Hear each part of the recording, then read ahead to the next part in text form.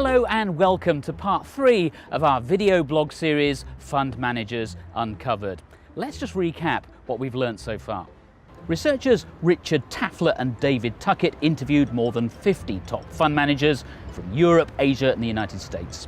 In part 1, our researchers explained that fund managers have an impossible job. In a zero-sum game, they can only succeed at each other's expense. In part 2, we learnt how fund managers like to portray themselves as rational and unemotional, but are in fact very emotional about the stocks they invest in. So how do fund managers cope with the enormous pressure they're under and the constant uncertainty surrounding the global financial markets? One way they do it, the researchers found, is by telling stories. David Tuckett explains. The amount of financial information today is just massive. The number of stocks or other forms of investment you can engage in is massive. The number of financial comments, programs such as yours. So it's a kind of funny situation of always having too much information, but also never quite enough to be sure. And so you combine this information into a story, and the great thing about a story is it can smoothly get rid of information. You know, a good story, like a good novel, can tell a very complicated story about real life problems, right?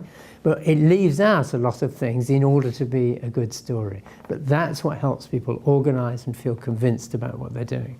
Stories and the ability to tell stories, both to yourself and to your clients, managers, consultants, and the media, is an integral part of the fund management process.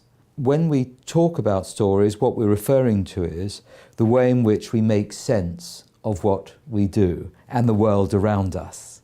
I would sit there and listen to one person telling me why, for example, he should buy stocks in the Canadian Pacific Railroad, for instance, and he would tell me a very interesting account story with all sorts of figures about the amount of trade from the US to China, how all the ports on the west side of the US are full up. You know, it's going to be a complete logjam.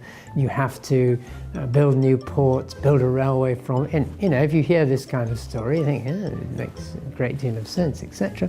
But of course, what I could also do then is perhaps a few days later talk to someone else who might explain exactly why this particular project was a great project, was going to cost too much, or it wasn't going to work, or there's going to be not, you know, another port somewhere else, or some problem like that.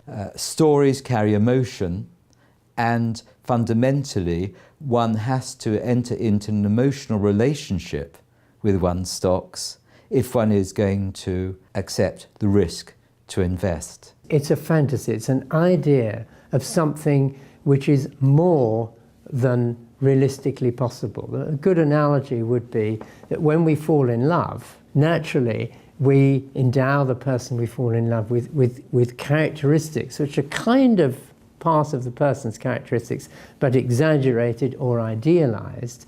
And this enables us to make the kind of commitment that's necessary. For example, you get married. After all, most people who are married know that the reality of it, or of having children, is lots of kind of things that are very negative. But of course, if you start on this with a great love affair, that can get you into it, and then gradually as life goes past, it can become more realistic. There are real benefits, real frustrations, but on balance, it's okay. That's it for now. Join us again for the 4th and final part of Fund Managers Uncovered.